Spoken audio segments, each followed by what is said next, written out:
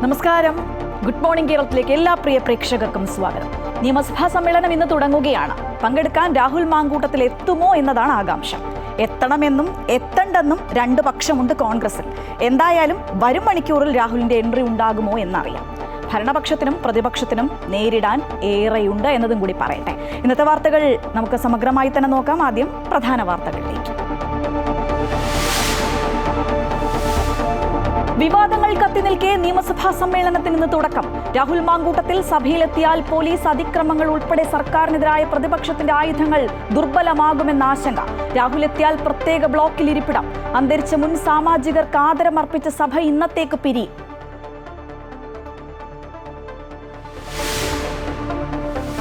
വഖഫ് നിയമ ഭേദഗതിയിൽ സുപ്രീം കോടതിയിൽ ഇന്ന് നിർണായക ദിനം.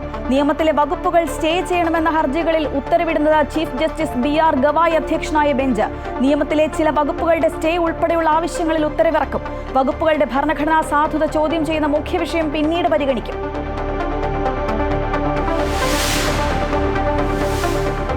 പത്തനംതിട്ട കോയിപ്പുറം ഹണി ട്രാപ്പ് മർദ്ദന കേസിൽ അന്വേഷണത്തോട് പ്രതികരിക്കാതെ പ്രതികളായ ജയേഷും രശ്മിയും. മൊബൈൽ ഫോൺ ദൃശ്യങ്ങൾ കേന്ദ്രീകരിച്ച് അന്വേഷണം ശക്തമാക്കാൻ പോലീസ്. മർദ്ദനമേറ്റവരുടെ മൊഴി വീണ്ടും രേഖപ്പെടുത്തും. പ്രതികളെ കസ്റ്റഡിയിൽ വാങ്ങാൻ പോലീസ്. കിളിമാനൂരിൽ വൃദ്ധനെ പാറശാല SHO അനിൽകുമാർ കാറിടിച്ച് കൊലപ്പെടുത്തിയ കേസിൽ ആറ്റിങ്ങൽ DYSP ഇന്ന് കോടതിയിൽ റിപ്പോർട്ട് സമർപ്പിക്കും. അനിൽകുമാർ മുൻകൂർ ജാമ്യാപേക്ഷ നൽകിയേക്കും. അനിൽകുമാറിന്റെ സസ്പെൻഷനും ഇന്നുണ്ടായേക്കും.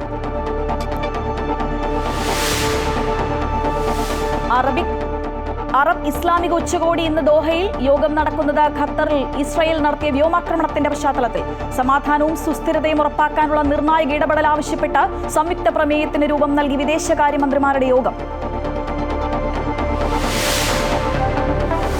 ഏഷ്യ കപ്പിൽ പാകിസ്ഥാനെതിരെ ഇന്ത്യക്ക് 7 വിക്കറ്റ് വിജയം. കുൽദീപ് യാദവിന് 3 വിക്കറ്റ്. 47 റൺസ് എടുത്ത് പുറത്താകാതെ ക്യാപ്റ്റൻ സൂര്യകുമാർ യാദവ്. വിജയം സൈനികർക്ക് സമർപ്പിച്ച ടീം ഇന്ത്യ.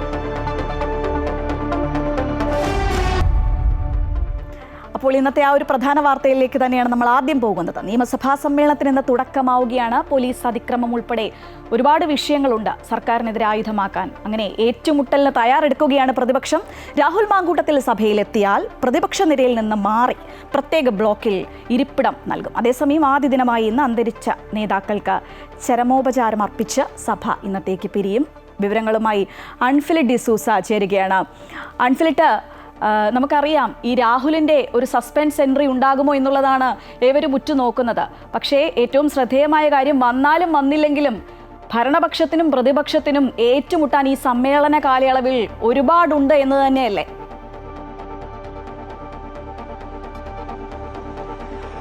തീർച്ചയായും വിവാദങ്ങൾ കത്തിനിൽക്കുകയാണ്. ഇന്ന് നിയമസഭാ സമ്മേളനത്തിന് ഇന്ന് തുടക്കമാകുന്നു. ഈ സർക്കാരിന്റെ അവസാനത്തെ സഭാ സമ്മേളനം എന്നൊരു പ്രത്യേകത കൂടിയുണ്ട്. വലിയ നിരവധി വിഷയങ്ങൾ സർക്കാർ പ്രതിരോധത്തിലായി അകപ്പെട്ടിരിക്കുന്ന ഒരു സമയത്താണ് നിയമസഭാ സമ്മേളനം ചേരുന്നത്. ഇതിൽ ഏറ്റവും പ്രധാനമാകുന്നത് ഇത്തവണ പ്രതിപക്ഷം സർക്കാർ ഏതൊക്കെ വിഷയത്തിലാണോ പ്രതിരോധത്തിലാകുന്നത് അതിന് സമാനമായ രീതിയിൽ പ്രതിപക്ഷത്തെ പ്രതിരോധത്തിലാക്കുന്ന ഒരു വിഷയവും കൂടി ഇന്ന് നിയമസഭയിൽ വരാനിരിക്കുന്നു എന്നാണ് ഏറ്റവും എടുത്തു പറയേണ്ടത്. അതിൽ മറ്റൊന്നുമല്ല, രാഹുൽ മാങ്കൂട്ടത്തിൽ ഇന്ന് നിയമസഭയിൽ ഉണ്ടാകുമോ ഇല്ലയോ എന്നുള്ളതാണ്. രാഹുൽ മാങ്കൂട്ടത്തിൽ നിയമസഭയിൽ ഉണ്ടാകാൻ പാടില്ല എന്ന് തുടക്കത്തിൽ തന്നെ കോൺഗ്രസ് നിലപാടെടുത്തതാണെങ്കിൽ പോലും ഏറ്റവും ഒടുവിലാകുമ്പോഴത്തേക്കും, അതായത് സഭയ സമ്മേളനത്തിന് തൊട്ട് മുന്നാലെ എത്തിയപ്പോൾ രാഹുലിനെ അനുകൂലിച്ച് വലിയൊരു വിഭാഗമാണ് കോൺഗ്രസിനുള്ളിൽ രാഹുലിനായി മുറവിളി കൂട്ടുന്നത്. രാഹുൽ സഭയിൽ വരട്ടെ എന്ന് ആവശ്യപ്പെട്ട് നിരവധി പേർ പരസ്യമായി പോലും രംഗത്തെത്തിയൊരു സാഹചര്യമാണ്. പക്ഷേ ഔദ്യോഗികമായ രാഹുലിനോട് സഭയിൽ പ്രവേശിക്കേണ്ടതില്ല എന്ന് കോൺഗ്രസ് ഇതുവരെ ഔദ്യോഗികമായി അറിയിച്ചിട്ടില്ല. എന്നാൽ രാഹുലാണ് തീരുമാനിക്കേണ്ടത്, രാഹുൽ തീരുമാനിക്കട്ടെ എന്നൊരു നിലപാടാണ്. അതേസമയം രാഹുൽ വരികയാണെങ്കിൽ രാഹുലിനെ തടയാനായി കോൺഗ്രസിലെ ഒരുപക്ഷെ CPM-ലെ വനിതാ MLA അടക്കമുള്ള ഒരുപക്ഷെ കോൺഗ്രസിലെ രാഹുൽ മാങ്കൂട്ടത്തെ തടയാനായി ഒരുപക്ഷെ രംഗത്തുണ്ടാകും. പക്ഷെ ആ ഒരു സാഹചര്യം ഉണ്ടാകാൻ പാടില്ല എന്നാണ് കോൺഗ്രസ് ആഗ്രഹിക്കുന്നത്. അതുകൊണ്ട് തന്നെ രാഹുൽ ഇന്ന് സഭയിൽ ഉണ്ടാകില്ല എന്ന് തന്നെ ഏറെക്കുറെ എല്ലാവരും പ്രതീക്ഷിച്ചിരിക്കുകയാണ്. എന്നാൽ സഭയിൽ രാഹുൽ പ്രവേശിക്കുകയാണെങ്കിൽ പ്രതിപക്ഷ ബ്ലോക്കിൽ ഇരിക്കാൻ പാടില്ല എന്ന് ആവശ്യപ്പെട്ടുകൊണ്ട് ഇന്നലെ തന്നെയും സ്പീക്കർക്ക് പ്രതിപക്ഷ അംഗങ്ങൾ കത്ത് നൽകിയിട്ടുണ്ട്. അതനുസരിച്ച് സഭയിൽ രാഹുൽ മാങ്കൂട്ടത്തിൽ വരികയാണെങ്കിൽ പ്രതിപക്ഷ ബ്ലോക്കിൽ നിന്ന് മാറി ഒരു പ്രത്യേക ഇരിപ്പിടത്തിലായിരിക്കും അദ്ദേഹം ഇരിക്കുക. അതായത് PV അൻവർ MLA ആയിരുന്ന ആ സമയത്ത് ഇടതുപക്ഷത്ത് നിന്ന് പിന്മാറി MLA ആയിരുന്ന ഒരു സമ്മേളനത്തിൽ അദ്ദേഹം പങ്കെടുക്കാനെത്തിയിരുന്നു. PV അൻവർ ഇടത് വലത് ബ്ലോക്കുകൾക്ക് നടുകിലായി ഒരു പ്രത്യേക ബ്ലോക്കിലായി, അതായത് പ്രതിപക്ഷ നിരയിൽ നിന്ന് മാറി ഏറ്റവും പുറകിലത്തെ ഒരു ബ്ലോക്കിലായിരുന്നു ഇരുന്നത്. അതേ ബ്ലോക്കിലായിരിക്കും ഇന്ന് രാഹുൽ മാങ്കൂട്ടത്തിന് ഇരിപ്പിടം നൽകും അദ്ദേഹം വരികയാണെങ്കിൽ. പക്ഷെ വരാനുള്ള സാധ്യത ഇല്ല എന്ന് തന്നെയാണ് നമുക്ക് ഏറ്റവും ഒടുവിൽ ലഭിക്കുന്ന റിപ്പോർട്ടുകൾ സൂചിപ്പിക്കുന്നത്. കാരണം ഏതെങ്കിലും ഘട്ടത്തിൽ രാഹുൽ മാങ്കൂട്ടത്തിൽ എത്തുകയാണെങ്കിൽ വലിയ നിരവധി ആയുധങ്ങളാണ് പ്രതിപക്ഷത്തിന്റെ ആവനായിരിക്കും സർക്കാരിനെതിരെ. അത് കസ്റ്റഡി മർദ്ദനം ഉൾപ്പെടെ നിരവധി അയ്യപ്പ സംഘം ഉൾപ്പെടെ നിരവധി വിഷയങ്ങളുണ്ട്. പക്ഷെ അതിനൊക്കെ പ്രതിരോധം തീർക്കുമ്പോൾ അതിനെ എടുത്തു തീർക്കാനായി ഈ പ്രധാനമായും രാഹുൽ മാങ്കൂട്ടത്തിന്റെ സാന്നിധ്യം ഈ പ്രതിപക്ഷത്തിന്റെ ആക്രമണങ്ങളെ ആരോപണങ്ങളെയൊക്കെ ദുർബലപ്പെടുത്തും. അതുകൊണ്ട് തന്നെയും രാഹുൽ മാങ്കൂട്ടത്തിന് സഭയിൽ ഉണ്ടാകില്ല എന്ന് തന്നെയാണ് പ്രതീക്ഷിക്കുന്നത്. അതോടൊപ്പം തന്നെ സർക്കാരിനെതിരെ ഇന്ന് ആദ്യ ദിനം അന്തരിച്ച നേതാക്കന്മാർക്ക് ആദരമർപ്പിച്ചുകൊണ്ട് സഭ പിരിയുകയാണെങ്കിലും സഭാ സമ്മേളനത്തിന് തുടക്കമാകുമ്പോൾ നമുക്കറിയാം സർക്കാരിനെതിരെ വലിയ രീതിയിലുള്ള ആയുധങ്ങളാണ് പ്രതിപക്ഷത്തിനെതിരെ ഇരിക്കുന്നത്. അതിൽ ഏറ്റവും പ്രധാനം ഉയർന്നു വരുന്ന കസ്റ്റഡി മർദ്ദനങ്ങളും പോലീസ് അതിക്രമങ്ങളും തന്നെയാണ്.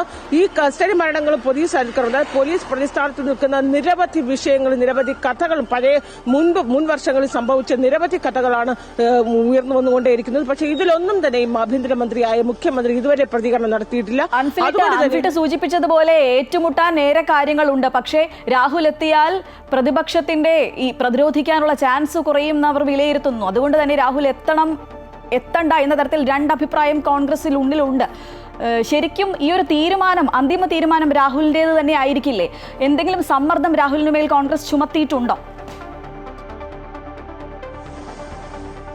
നിലവിൽ രാഹുലിന് മേൽ യാതൊരു സമ്മർദ്ദവുമില്ല. പക്ഷേ രാഹുൽ സ്വയം തീരുമാനിക്കട്ടെ എന്നാണ് ഏറ്റവും ഒടുവിൽ രാഹുലിന് വേണ്ടി വാദിക്കുന്ന എ ഗ്രൂപ്പും ഒപ്പം തന്നെ രാഹുലിന്റെ ഒപ്പം നിൽക്കുന്ന രാഹുലിന്റെ അനുയായികളെന്ന് പറയുന്ന നേതാക്കന്മാർ ഉൾപ്പെടെയുള്ളവർ വാദിക്കുന്നത് രാഹുൽ സ്വയം തീരുമാനിക്കട്ടെ എന്നാണ്. പക്ഷേ ധാർമ്മിക മൂല്യം ഉയർത്തിക്കാട്ടി രാഹുൽ സഭയിൽ ഉണ്ടാകാൻ പാടില്ല എന്ന് പ്രതിപക്ഷ നേതാവ് ഉൾപ്പെടെയുള്ള ഒരു വിഭാഗം വാദിക്കുമ്പോൾ രാഹുലിന്റെ സാന്നിധ്യം പ്രതിപക്ഷ വാദങ്ങളെ ദുർബലപ്പെടുത്തുമെന്നൊരു വലിയൊരു വാദമാണ് ഇപ്പോൾ പ്രതിപക്ഷം ഉയർത്തുന്നത്. അതായത് ഏതൊക്കെ ഘട്ടത്തിലാണോ സർക്കാരിനെതിരെ പ്രതിരോധിക്കാനായി പ്രതിപക്ഷം തയ്യാറെടുക്കുന്നത് ആ സമയത്തൊക്കെ പ്രതിപക്ഷത്തെ അടിച്ചമർത്താനായി രാഹുലിന്റെ സാന്നിധ്യം ഉയർത്തിയായിരിക്കും ഭരണപക്ഷം മേൽക്കൈ സ്ഥാപിക്കുക. പക്ഷെ അപ്പോഴും ഭരണപക്ഷത്തു നിന്ന് K B Ganesh Kumar MLA ഒപ്പം തന്നെ മന്ത്രി ശശീന്ദ്രൻ അടക്കമുള്ളവർ ഇപ്പോഴും സഭയിലുണ്ട്. ഇവർ രണ്ടുപേരും മുകേഷ് MLA സഭയിലുണ്ട്. ഇവരുടെയൊക്കെ സാന്നിധ്യം ഉയർത്തിയായിരിക്കും പ്രതിപക്ഷം അപ്പോഴും പ്രതിരോധിക്കുക. പക്ഷെ എങ്കിൽ പോലും സഭയിൽ ഏതൊക്കെ വിഷയങ്ങളാണോ സർക്കാരിനെ ആഞ്ഞടിക്കുന്ന ആ ശ്രദ്ധ മുഴുവനും അതിന്റെ ഫോക്കസ് മുഴുവനും രാഹുലിലേക്ക് കേന്ദ്രീകരിക്കും. അങ്ങനെ വരുമ്പോൾ പ്രതിപക്ഷം ഉയർത്തുന്ന എല്ലാ പ്രതിഷേധങ്ങൾക്കും പ്രതിപക്ഷം ഉയർത്തുന്ന എല്ലാ വാദനിരങ്ങളും അപ്രസക്തമാകുന്ന ഒരു സാഹചര്യം ഉണ്ടാകും. അത് ഉറപ്പായും ഭരണപക്ഷത്തിന് മേൽക്കൈ നേടാനുള്ള എല്ലാ സാഹചര്യവുമുണ്ട്. ആ സാഹചര്യം ഒരിക്കലും രാഹുൽ മാങ്കൂട്ടത്തിൽ വരുത്തിവെക്കാൻ പാടില്ല എന്നൊരു നിലപാടാണ് കോൺഗ്രസ് മുന്നോട്ട് വെക്കുന്നത്. ഔദ്യോഗികമായി തന്നെ ഒരു കൃത്യമായൊരു വിലക്ക് രാഹുൽ മാങ്കൂട്ടത്തിന് നിയമസഭയിൽ വരാൻ പാടില്ല എന്ന് കോൺഗ്രസ് നൽകിയിട്ടില്ല എങ്കിൽ പോലും കോൺഗ്രസ് രാഹുൽ വരാൻ പാടില്ല എന്നാണ് പ്രതിപക്ഷ നേതാവ് ഉൾപ്പെടെയുള്ളവർ മുന്നോട്ട് വെക്കുന്നത്.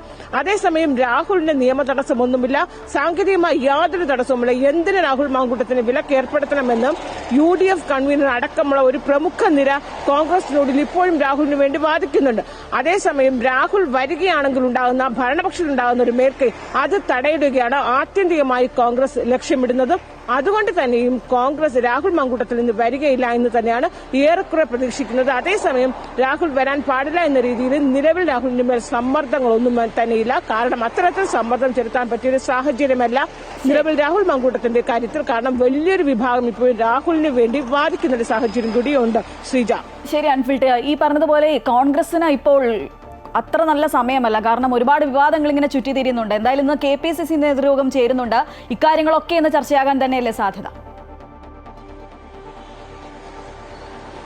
ഉറപ്പാണ്. ഇന്ന് രാവിലെ 10 മണിയോട് KPCC നേതൃയോഗം ചേരുമെന്നാണ് അറിയിച്ചിരിക്കുന്നത്. പക്ഷേ 10 എന്ന് പറയുന്നത് ഒരു 11 മണിക്കാണ് നിയമസഭാ സമ്മേളനം. ഇന്ന് ആദ്യ ദിന നിയമസഭാ സമ്മേളനത്തിൽ ചടങ്ങുകളൊന്നും, അതായത് നടപടിക്രമങ്ങളൊന്നും തന്നെയില്ല. അന്തരിച്ച നേതാക്കൾ മുൻ മുഖ്യമന്ത്രി VS അച്യുതാനന്ദൻ, അതോടൊപ്പം മുൻ സ്പീക്കറായിരുന്ന PP തങ്കച്ചൻ, MLA ആയിരുന്ന വാഴൂർ സോമൻ, ഈ 3 പേർക്കും ആദരം ചരമോപചാരം അർപ്പിച്ച് സഭ പിരിവ്. ഒരു 11-11:30 സഭ പിരിയും. അതിനുശേഷമാവും KPCC നേതൃയോഗം തുടങ്ങുക.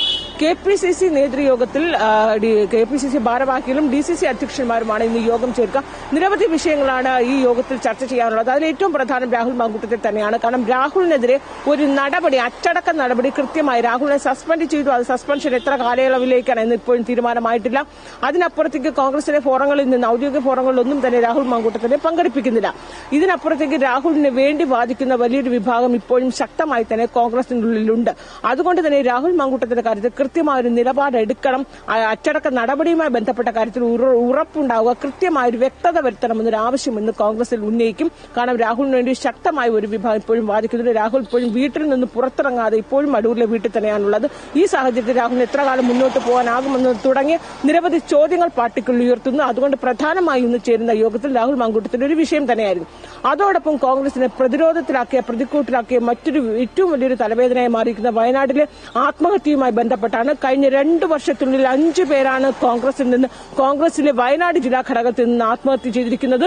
ഇപ്പോൾ കഴിഞ്ഞ തവണ കോൺഗ്രസിന്റെ മുൻ KPCC ട്രഷററായിരുന്ന NM വിജയൻ ആത്മഹത്യ ചെയ്തു. അദ്ദേഹത്തിന്റെ മരുമകൾ കോൺഗ്രസിനെ പ്രതിക്കൂട്ടിലാക്കി തിരുവഞ്ചൂർ രാധാകൃഷ്ണൻ ശബ്ദരേഖ പുറത്തുവിട്ടിരിക്കുകയാണ്. കഴിഞ്ഞ ദിവസം മുമ്പ് മറ്റൊരു പ്രാദേശിക നേതാവ് ആത്മഹത്യ ചെയ്തു. 3 കോൺഗ്രസ് നേതാക്കളുടെ പേര് എഴുതി വെച്ചാണ് ആത്മഹത്യ ചെയ്തത്. അങ്ങനെ മാത്രവുമല്ല, MP ആയിരിക്കുന്ന പ്രിയങ്ക ഗാന്ധി ഈ ഒരു വിഷയത്തിൽ പ്രിയങ്ക ഗാന്ധി റിപ്പോർട്ട് തേടിയിട്ടുണ്ട്. KPCC നേതൃത്വത്തോട് ഈ 5 ആത്മഹത്യകൾ ഉയർത്തിക്കാട്ടിയാണ് റിപ്പോർട്ട് തേടിയിരിക്കുന്നത്. ഈ വിഷയങ്ങളൊക്കെ തന്നെ ഇന്ന് ചർച്ച ചെയ്യും. അതോടൊപ്പം 2 പ്രധാനപ്പെട്ട അധ്യക്ഷ സ്ഥാനങ്ങൾ, ഒന്ന് യൂത്ത് കോൺഗ്രസ് സംസ്ഥാന അധ്യക്ഷ സ്ഥാനം, മറ്റൊന്ന് ഡിജിറ്റൽ മീഡിയ കൺവീനർ സ്ഥാനം. ഈ 2 അധ്യക്ഷ പദവിയിലേക്കും പകരം ആർക്ക് ചുമതല നൽകുമെന്നത് ഏറ്റവും പ്രധാന വിഷയമായി ഇന്ന് ചർച്ച ചെയ്യും. അതിനുള്ള തീരുമാനങ്ങൾ അതിവേഗത്തിൽ എടുക്കുകയും ചെയ്യുമെന്നാണ് മനസ്സിലാക്കുന്നത്. ശ്രീജ. ശരി അൻഫിൽട്ട്, എന്തായാലും നിയമസഭാ സമ്മേളനം ചേരുന്നുണ്ട്. അതിനുശേഷമായിരിക്കും KPCC നേതൃയോഗം ഇന്ന് ചേരുക. വിവരങ്ങളുമായി ഒപ്പം ചേരുകയായിരുന്നു അൻഫിലിഡ് ഡിസൂസ. മറ്റൊരു പ്രധാനപ്പെട്ട വാർത്തയിലേക്കാണ് നമ്മൾ ഇനി പോകുന്നത്. വഖഫ് നിയമ ഭേദഗതി ചോദ്യം ചെയ്തുള്ള ഹർജികളിൽ സുപ്രീം കോടതിയുടെ നിർണായക ഉത്തരവ് ഇന്നുണ്ടായേക്കും. നിയമം സ്റ്റേ ചെയ്യണമെന്നുള്ള ഹർജികളിൽ വിധി പറയുന്നത് ചീഫ് ജസ്റ്റിസ് BR ഗവായ് അധ്യക്ഷനായ ബെഞ്ചാണ്. ചില വകുപ്പുകളുടെ സ്റ്റേ ഉൾപ്പെടെയുള്ള ആവശ്യങ്ങളിലാകും ഉത്തരവ് ഇറങ്ങുന്നത്. വിവരങ്ങളുമായി KK പ്രശാന്ത് ചേരുകയാണ്. പ്രശാന്ത്, നിർണായകമായ ഒരു ഉത്തരവാകും ഇന്നുണ്ടാവുക. ഇടക്കാല ഉത്തരവാണ്. എന്നാലും ഭരണഘടനാ സാധുത ചോദ്യം ചെയ്ത് അത് സംബന്ധിച്ചുള്ളത് പിന്നീടായിരിക്കും. അങ്ങനെ തന്നെയല്ലേ മനസ്സിലാക്കേണ്ടത്?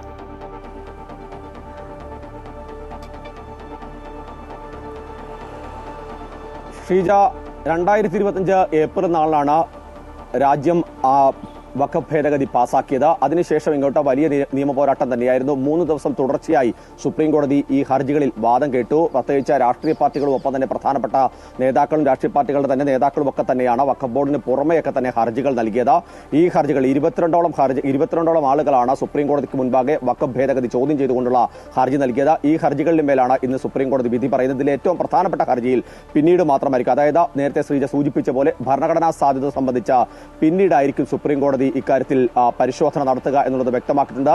ഇടക്കാല ഉത്തരവായിരിക്കും ഇന്ന് ജസ്റ്റിസ് BR ഗവായ് അധ്യക്ഷൻ ചീഫ് ജസ്റ്റിസ് അടങ്ങിയ ബെഞ്ച് വിധി പറയുക. ഇതിൽ ഏറ്റവും പ്രധാനപ്പെട്ട കാര്യം, ഈ വഖഫുമായി ബന്ധപ്പെട്ട തർക്ക വിഷയം നടക്കുമ്പോൾ സ്വാഭാവികമായും ആ ഭൂമിയുടെ ഉടമസ്ഥാവകാശം അതിന്റെ നിയന്ത്രണം കളക്ടർക്ക് വരും. ആ സമയത്ത് ഇത് ക്രയവിക്രയം സാധ്യമാണോ തുടങ്ങിയ കാര്യങ്ങളാണ് പ്രധാനമായി പരിശോധിക്കുന്നത്. അതോടൊപ്പം തന്നെ പ്രധാനപ്പെട്ട കാര്യം, ഈ വഖഫ് ബോർഡിലേക്ക് മുസ്ലിങ്ങളല്ലാത്ത ആളുകൾക്ക് പൂർണ്ണമായി മുസ്ലിങ്ങൾ തന്നെ വേണമോ മറ്റേതെങ്കിലും തരത്തിലുള്ള ഇടപെടലുകൾ നടത്തണമോ എന്നുള്ളതാണ്. സർക്കാരിന്റെ പ്രതിനിധികളായി മറ്റാളുകൾ എത്തുന്ന കാര്യത്തിലടക്കം തന്നെ ബില്ലിൽ വ്യവസ്ഥകളുണ്ട്. ആ ഒരു സാഹചര്യത്തിൽ അത്തരം കാര്യങ്ങൾ കൂടി പ്രധാനമായും സുപ്രീം കോടതി പരിശോധിക്കും. ഇതാണ് പ്രധാനമായും ഉദ്ദേശിക്കുന്നത്. അതിനപ്പുറത്തേക്ക് ഈ ബില്ലിന്റെ ഭരണഘടനാ സാധ്യത സംബന്ധിച്ചുള്ള കാര്യങ്ങൾ പിന്നീട് പരിശോധിക്കുമെന്ന് സുപ്രീം കോടതി വ്യക്തമാക്കിയിട്ടുണ്ട്. മെയ് 22 ഇതിൽ വാദം പൂർത്തിയായത്. അതിനുശേഷം ഇത്രയും നാളുകൾക്ക് ശേഷം 4 മാസത്തിലധികം എടുത്താണ് ഇപ്പോൾ വിധി പറയാൻ പോകുന്നത്. നേരത്തെ സൂചിപ്പിച്ച പോലെ അസദുദ്ദീൻ ഒവൈസി അടക്കമുള്ള പ്രധാനപ്പെട്ട DMK ഉണ്ട്. അങ്ങനെ നിരവധി അനാമത്തുള്ള ഖാനുണ്ട്. അങ്ങനെ നിരവധിയുള്ള ആളുകളും പാർട്ടികളുമാണ് ഇതുമായി ബന്ധപ്പെട്ട ഹർജി സുപ്രീം കോടതിക്ക് മുൻപിലേക്ക് എത്തിയിട്ടുള്ളത്. ഈ ബില്ലിലൂടെ വഖഫ് സ്വത്തുകൾ സർക്കാരിന്റെ പേരിലേക്ക് കണ്ടുകെട്ടാനുള്ള ശ്രമമാണ് എന്നുള്ളതാണ് ഹർജിക്കാർ ആരോപിച്ചത്. അതേസമയം തന്നെ സർക്കാരിന്റെ വാദം സോളിസിറ്റർ ജനറൽ തുഷാർ മേത്തയാണ് സർക്കാരിന് വേണ്ടി വാദമുഖങ്ങൾ ഉന്നയിച്ചത്, നിലപാടുകൾ വ്യക്തമാക്കിയത്. അദ്ദേഹം പറഞ്ഞത് ഈ വഖഫ് സ്വത്തുമായി ബന്ധപ്പെട്ട ഒരു സുതാര്യത ഉറപ്പാക്കുകയാണ്. അതെല്ലാവർക്കും കൃത്യമായി ലഭ്യമാകുകയും അതിന്റെ ഭരണം കൃത്യമായി മുന്നോട്ട് കൊണ്ടുപോകുകയും ഒക്കെ ചെയ്യുക, അതിൽ പൂർണ്ണമായ ഒരു സുതാര്യത ഉറപ്പാക്കുകയും ചെയ്യുക എന്നത് മാത്രമാണ് ഭേദഗതി കൊണ്ട് സർക്കാർ ഉദ്ദേശിക്കുന്നത്. ഏതെങ്കിലും ഒരു മതത്തിലേക്ക് കൈകടത്താനോ അവരുടെ ഏതെങ്കിലും സ്വത്തുക്കൾ സർക്കാരിന് കണ്ടുകെട്ടാനുള്ള ശ്രമത്തിന്റെ ഭാഗമായി ഇതിനെ വിലയിരുത്തരുത് എന്നുള്ള നിലപാട് തന്നെയാണ് കേന്ദ്ര സർക്കാർ മുന്നോട്ട് വെച്ചത്. ഇക്കാര്യങ്ങൾ പൂർണ്ണമായി പരിശോധിച്ചാണ് ഇപ്പോൾ ഇന്ന് ബെഞ്ച് വിധി പറയാൻ പോകുന്നത്. ആ സമയത്ത് എന്ത് നിലപാടെടുക്കും എന്നുള്ളതാണ് പ്രധാനപ്പെട്ട കാര്യം. ഏതായാലും ഇടക്കാല ഉത്തരവ് മാത്രമാണ്. തുടർ നടപടികൾ ഇതുമായി ബന്ധപ്പെട്ട നിയമ പോരാട്ടങ്ങളെല്ലാം തന്നെ നടക്കുകയും ചെയ്യും. ശ്രീജ. ശരി പ്രശാന്ത്, എന്തായാലും വഖഫ് നിയമ ഭേദഗതി ചോദ്യം ചെയ്തുള്ള ഹർജികളിൽ സുപ്രീം കോടതിയുടെ നിർണായക ഉത്തരവ്, ഇടക്കാല ഉത്തരവായിരിക്കും ഇന്ന് ഉണ്ടാവുക. വിവരങ്ങളുമായി ഒപ്പം ചേരുകയായിരുന്നു KK Prashanth. Pathanamthitta Koipram honey trap മർദ്ദന കേസിൽ അന്വേഷണത്തോട് പ്രതികരിക്കാതെ പ്രതികളായ ജയേഷും രശ്മി കുറ്റകൃത്യം കണ്ടെത്താനുള്ള കാരണം കണ്ടെത്താനാകാതെ വലയുകയാണ് പോലീസ്. അതേസമയം മർദ്ദനമേറ്റവരുടെ മൊഴി വീണ്ടും രേഖപ്പെടുത്തുമെന്നാണ് അറിയാൻ കഴിയുന്നത്. പ്രതികളെ കസ്റ്റഡിയിൽ വാങ്ങാനാണ് പോലീസിന്റെ നീക്കം. കണ്ണൻ ദേവ് ചേരുകയാണ് കൂടുതൽ വിവരങ്ങളുമായി. കണ്ണൻ, ഈ പറഞ്ഞതുപോലെ പോലീസിനെ വല്ലാതെ കുഴയ്ക്കുകയാണ് ഈ പ്രതികൾ. ഈ കാരണം എന്താണെന്ന് മാത്രം കണ്ടെത്താനാകുന്നില്ല. ദുരൂഹത അങ്ങനെ തന്നെ നിൽക്കുകയല്ലേ? അതെ, തീർച്ചയായും ശ്രീജ. ഈ യുവാക്കളെ ക്രൂരപീഡനത്തിന് ഇരയാക്കിയ കേസിൽ പ്രതികളായ ദമ്പതികൾ അന്വേഷണത്തോടെ യാതൊരു വിധത്തിലും സഹകരിക്കുന്നില്ല എന്നതാണ് പ്രധാന കാര്യം. ഈ ജയേഷും ഭാര്യ രശ്മിയെയും 3 തവണ സംഭവ സ്ഥലങ്ങളിൽ എത്തിച്ച് തെളിവെടുപ്പ് നടത്തിയെങ്കിലും ഈ പീഡനത്തിന് ഉപയോഗിച്ച സ്റ്റാപ്ലറോ ആയുധമോ ഒന്നും കണ്ടെത്താനായിട്ടില്ല. ഇവ കൂടി കണ്ടെത്തുകയും പ്രതികളുടെ ലക്ഷ്യം എന്തായിരുന്നു എന്ന് കൃത്യമായി മനസ്സിലാക്കുകയും വേണം. ആദ്യഘട്ടത്തിൽ പോലീസ് പറഞ്ഞതുപോലെ ഇത് ഹണി ട്രാപ്പ് ആണോ അല്ലെങ്കിൽ ആധികാരക്രിയയാണോ അതോ അവിഹിതം സംബന്ധിച്ചുണ്ടായ പ്രതികാരമാണോ എന്നത് സംബന്ധിച്ച് വ്യക്തത വരുത്തേണ്ടതുണ്ട്. എന്നാൽ ഇതിനിടെ ഈ പ്രതി രശ്മിയുടെ ഫോണിൽ നിന്നും സംഭവം സംബന്ധിച്ച് 5 വീഡിയോ ക്ലിപ്പുകൾ കണ്ടെത്തിയതായിട്ടാണ് വിവരം. രശ്മിയും ആലപ്പുഴ സ്വദേശി യുവാവും വിവസ്ത്രരായി നിൽക്കുന്നതും മറ്റുമാണ് ദൃശ്യങ്ങളിലുള്ളത്. ഇതിൽ ആലപ്പുഴ സ്വദേശി യുവാവിന്റെ മൊഴി വീണ്ടും രേഖപ്പെടുത്തും. ഇനിയും ദൃശ്യങ്ങൾ പ്രതികളുടെ ഫോണിലുണ്ട്. അവ കൂടി കണ്ടെത്തി കൂടുതൽ തെളിവുകൾ ശേഖരിക്കേണ്ടതുണ്ട്. ഒപ്പം ഈ റിമാൻഡിലുള്ള പ്രതികളെ കസ്റ്റഡിയിൽ വീണ്ടും വിട്ടുകിട്ടണം. ഇതിനായിട്ട് പോലീസ് അപേക്ഷ സമർപ്പിക്കും. ഈ ക്രൂരകൃത്യം നടന്ന ദമ്പതികളുടെ വീട് കോയിപ്പുറം സ്റ്റേഷൻ പരിധിയിലായതിനാൽ കേസുകളിൽ ഒന്ന് കോയിപ്പുറത്തേക്ക് മാറ്റിയിട്ടുണ്ട്. ആലപ്പുഴ സ്വദേശിയെ ഉപദ്രവിച്ച 2ാമത്തെ കേസും ഇനി കോയിപ്പുറത്തേക്ക് മാറ്റേണ്ടതുണ്ട്. ഇത് ഉടനെ മാറ്റും. ഈ പ്രതികളെ കസ്റ്റഡിയിലെടുത്ത് കൂടുതൽ ചോദ്യം ചെയ്യാനാണ് ഇപ്പം പോലീസിന്റെ തീരുമാനം. അതിനായിട്ട് പ്രത്യേക അന്വേഷണ സംഘമുണ്ട്. തിരുവല്ല ഡിവൈഎസ്പി നന്ദകുമാറിന്റെ നേതൃത്വത്തിലുള്ള 12-അംഗ പ്രത്യേക അന്വേഷണ സംഘമാണ് ഈ കേസ് അന്വേഷിക്കുന്നത്. ശാസ്ത്രീയ പരിശോധനകൾ വഴി കേസ് തെളിയിക്കാനാകുമെന്നാണ് ഈ അന്വേഷണ സംഘത്തിന്റെ പ്രതീക്ഷ. പ്രതികൾ പീഡനത്തിന് മുൻപ് ആഭിചാരക്രിയ നടത്തിയെന്നും മറ്റും പരാതിക്കാർ പോലീസിന് മൊഴി നൽകിയിട്ടുണ്ട്. ഇത് സംബന്ധിച്ച് അന്വേഷണ സംഘം പരിശോധന നടത്തുന്നുണ്ട്. ഈ ജയേഷിനൊപ്പം ജോലി ചെയ്തിരുന്ന യുവാക്കൾ രശ്മിയുമായി വഴിവിട്ട ബന്ധം നയിച്ചത് ഈ ജയേഷിനെ പ്രകോപിപ്പിച്ചതാണ് നമുക്ക് ലഭിക്കുന്ന വിവരം.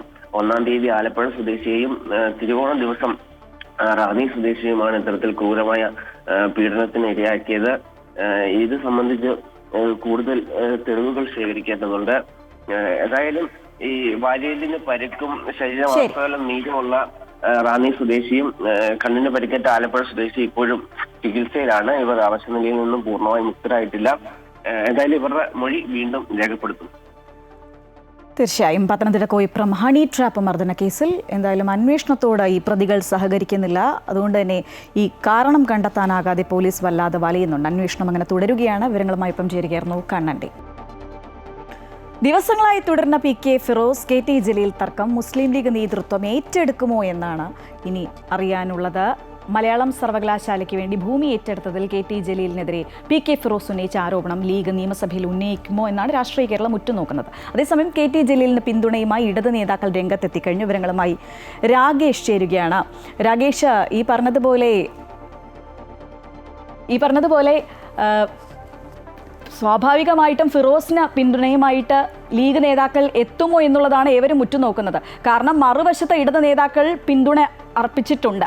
അപ്പോൾ അവിടെ ജലീൽ വെല്ലുവിളിക്കുന്നുണ്ട്. എന്തെങ്കിലും തരത്തിൽ നിങ്ങൾക്ക് ധൈര്യമുണ്ടോ ഈ കാര്യം സഭയിൽ ഉന്നയിക്കാൻ, ലീഗിന് ധൈര്യമുണ്ടോ എന്ന് വെല്ലുവിളിക്കുന്നുമുണ്ട്. അപ്പോൾ സ്വാഭാവികമായും അതുണ്ടാകുമോ എന്നുള്ളൊരു ആകാംക്ഷ തന്നെയല്ലേ ഉള്ളത്?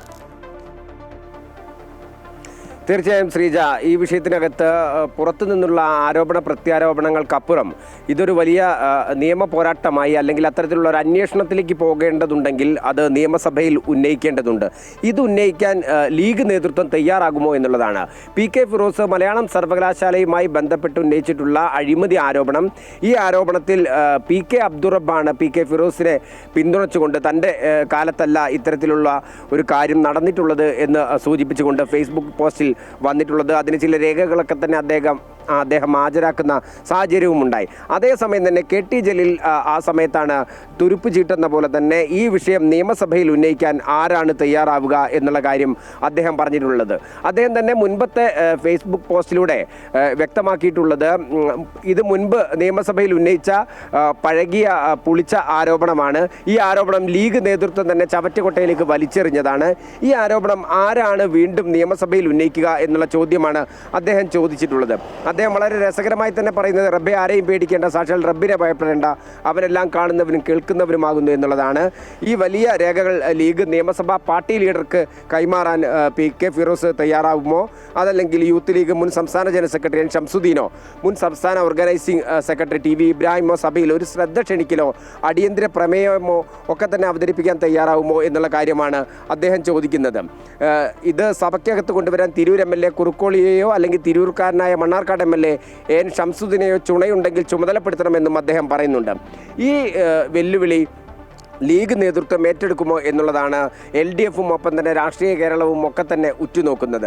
അതായത് ആരോപണ പ്രത്യാരോപണങ്ങൾക്കപ്പുറം നമുക്കറിയാം കത്തുവ ഫണ്ട്, ഒപ്പം തന്നെ ധോത്തി ചാലഞ്ച് ഉൾപ്പെടെയുള്ള വിഷയങ്ങളിൽ മുസ്ലിം ലീഗ് നേതാവായിട്ടുള്ള PK ഫിറോസിൻ്റെ മാസ വരുമാനം ഉൾപ്പെടെയുള്ള വിഷയങ്ങളിൽ, വീണ്ടും പുതിയ ബിസിനസ് ആരംഭിക്കുന്ന വിഷയങ്ങളിലൊക്കെ തന്നെ KT ജലീൽ ഉന്നയിച്ച ആരോപണം, ഈ ആരോപണത്തിൻ്റെ പശ്ചാത്തലത്തിൻ്റെ തുടർച്ചയായി തന്നെയാണ് PK ഫിറോസ് മലയാളം സർവകലാശാലയുമായി ബന്ധപ്പെട്ട ഗുരുതരമായ ആരോപണം ഉന്നയിച്ചിട്ടുള്ളത്.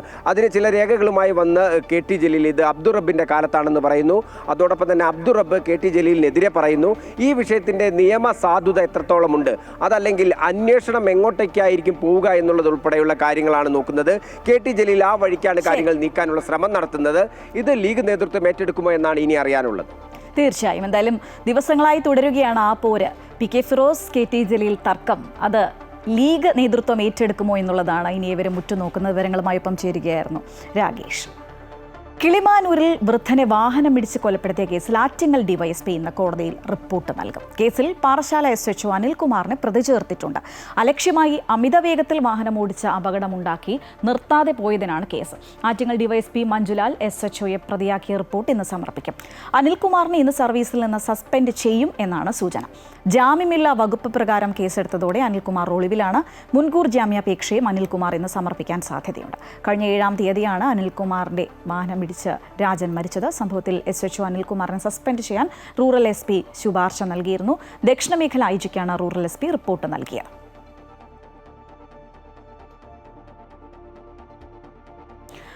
അമേരിക്ക നമുക്ക് അടിച്ചേൽപ്പിച്ചൊരു തീരുവ അത് വല്ലാതെ തന്നെ നമ്മളെ വലയ്ക്കുന്നുണ്ട്. ഇന്ത്യയിൽ നിന്നുള്ള ഉൽപ്പന്നങ്ങൾക്ക് US 50% തീരുവ വർദ്ധിപ്പിച്ചതോടെ മത്സ്യ കയറ്റുമതി മേഖലയാണ് വലിയ ആശങ്കയിലായിരിക്കുന്നത്.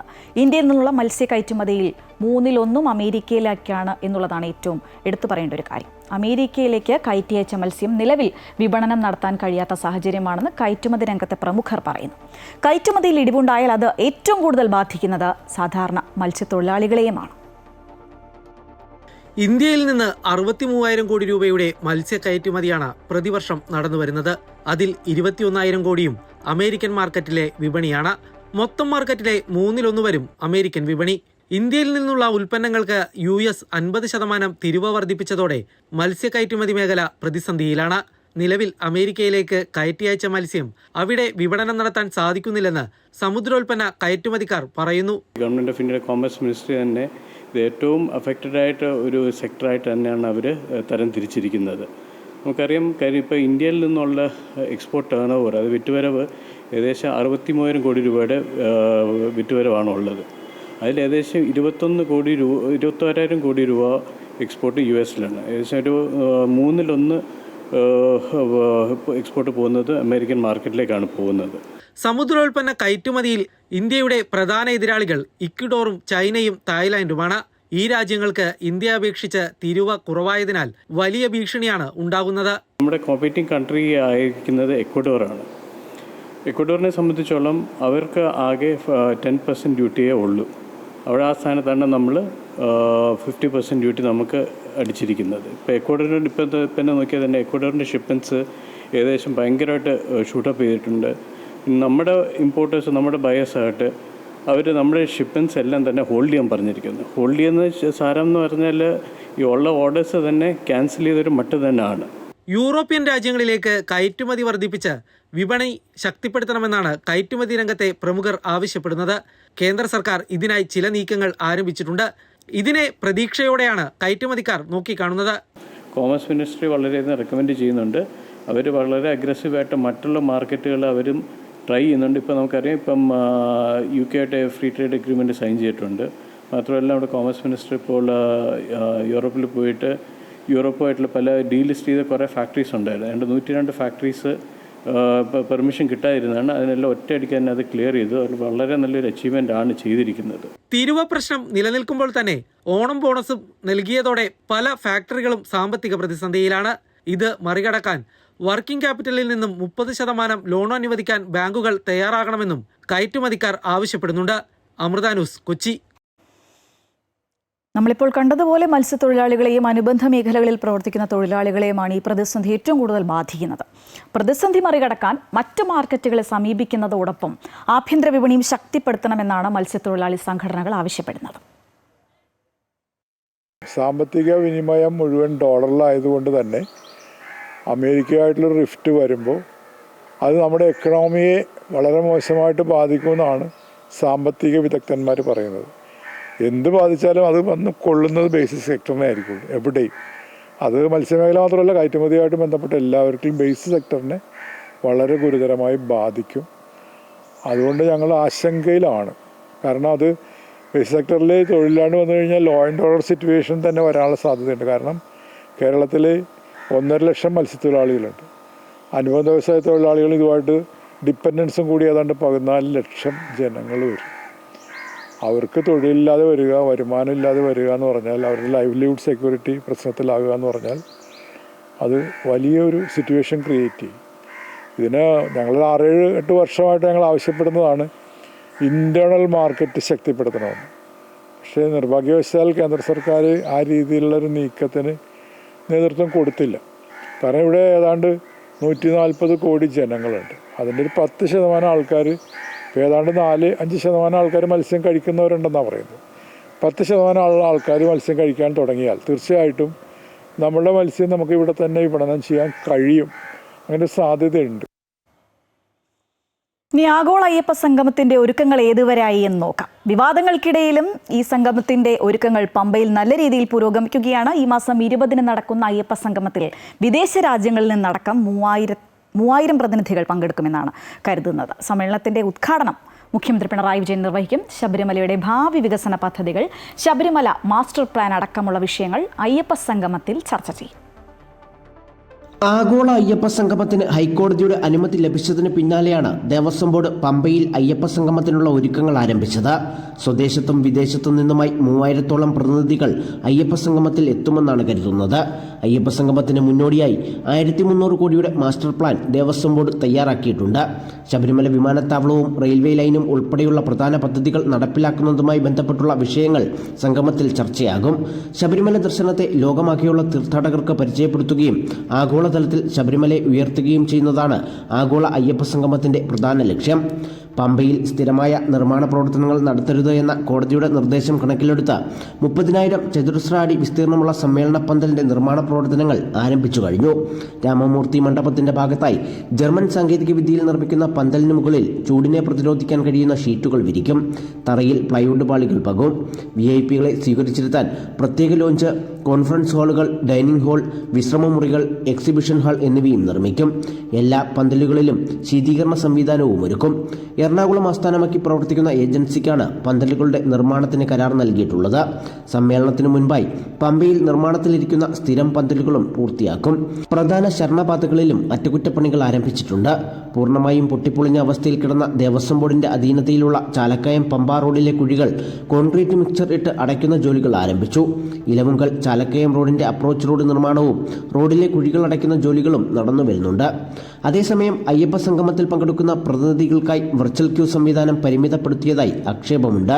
കൂടാതെ രാഷ്ട്രീയ താൽപര്യമാണ് അയ്യപ്പ സംഗമത്തിലൂടെ സർക്കാർ ലക്ഷ്യമിടുന്നതെന്ന വിമർശനവും നിലനിൽക്കുന്നു. അമൃത ന്യൂസ്, പത്തനംതിട്ട. കേരളത്തിൽ സമഗ്ര വോട്ടർ പട്ടിക പരിഷ്കരണത്തിന് മുന്നോടിയായി 2002-ൽ പ്രസിദ്ധീകരിച്ച ISR പട്ടികയും നിലവിലെ വോട്ടർ പട്ടികയും കേന്ദ്ര തെരഞ്ഞെടുപ്പ് കമ്മീഷൻ ഇന്ന് സാങ്കേതിക പരിശോധനയ്ക്ക് വിധേയമാക്കും. പട്ടികകളിൽ പേരുണ്ടോ എന്ന് പരിശോധിക്കാൻ പൊതുജനങ്ങൾക്കുള്ള നിർദ്ദേശങ്ങളും കമ്മീഷൻ പുറത്തിറക്കി. വോട്ടർമാരുടെ എണ്ണത്തിൽ വന്ന മാറ്റം, മണ്ഡല പുനർനിർണയത്തെ തുടർന്ന് വന്ന വ്യത്യാസങ്ങൾ എന്നിവ കണ്ടെത്തുകയാണ് സാങ്കേതിക പരിശോധനയുടെ ലക്ഷ്യം. 2002-ലെ പട്ടികയെ അപേക്ഷിച്ച് 2025-ലെ പട്ടികയിൽ 52.25 ലക്ഷം വോട്ടർമാർ കൂടുതലുണ്ട്. പ്രധാനമന്ത്രി നരേന്ദ്രമോദി ഇന്ന് പശ്ചിമ ബംഗാൾ, ബീഹാർ സംസ്ഥാനങ്ങൾ സന്ദർശിക്കും. ബംഗാളിൽ സംയുക്ത കമാൻഡോമാരുടെ കോൺഫറൻസ് പ്രധാനമന്ത്രി ഉദ്ഘാടനം ചെയ്യുമെന്നാണ് അറിയുന്നത്. പ്രതിരോധ മന്ത്രി രാജ്നാഥ് സിംഗ്, ദേശീയ സുരക്ഷാ ഉപദേഷ്ടാവ് അജിത് ദോവൽ തുടങ്ങിയവർ പരിപാടിയിൽ പങ്കെടുക്കും. ബംഗാളിൽ നിന്ന് ഉച്ചയോടെ ബീഹാറിലെത്തുന്ന പ്രധാനമന്ത്രി പൂർണിയ വിമാനത്താവളത്തിലെ പുതിയ ടെർമിനലിന്റെ ഉദ്ഘാടനവും നിർവഹിക്കും. സംസ്ഥാനത്തെ 36,000 കോടി രൂപയുടെ പദ്ധതികൾക്ക് പ്രധാനമന്ത്രി ഇന്ന് തുടക്കം കുറിക്കും. തുടർന്ന് പൊതുസമ്മേളനത്തെ അഭിസംബോധന ചെയ്യുന്ന പ്രധാനമന്ത്രി ദേശീയ മഖാന ബോർഡിന്റെ ഉദ്ഘാടനം നിർവഹിക്കും. ബീഹാറിലെ മഖാന കർഷകർക്ക് സാമ്പത്തിക സഹായം ഉൾപ്പെടെയുള്ള പിന്തുണകൾ നൽകാനുള്ളതാണ് ബോർഡ്. CPM കേന്ദ്ര കമ്മിറ്റി യോഗം ഡൽഹിയിൽ നടക്കുകയാണ്. അത് ഇന്ന് സമാപിക്കും. ഉപരാഷ്ട്രപതി തെരഞ്ഞെടുപ്പിലെ വോട്ട് ചോർച്ച, തീവ്ര വോട്ടർ പട്ടിക പരിഷ്കരണം എന്നിവയായിരുന്നു യോഗത്തിന്റെ പ്രധാന അജണ്ട. കേരളത്തിലെ തദ്ദേശ തെരഞ്ഞെടുപ്പിന്റെ ഒരുക്കങ്ങളും യോഗം വിലയിരുത്തുന്നുണ്ട്. രാജ്യത്തെ നിലവിലെ രാഷ്ട്രീയ സാഹചര്യങ്ങളും യോഗം വിലയിരുത്തി. ചർച്ചകൾക്ക് party general secretary MA baby മറുപടി നൽകും. അതേസമയം കേരളത്തിൽ പാർട്ടിയും സർക്കാരുമായി ബന്ധപ്പെട്ട് ഉയർന്നിരിക്കുന്ന ആരോപണങ്ങൾ യോഗത്തിൽ ചർച്ചയായില്ല എന്നാണ് വിവരം.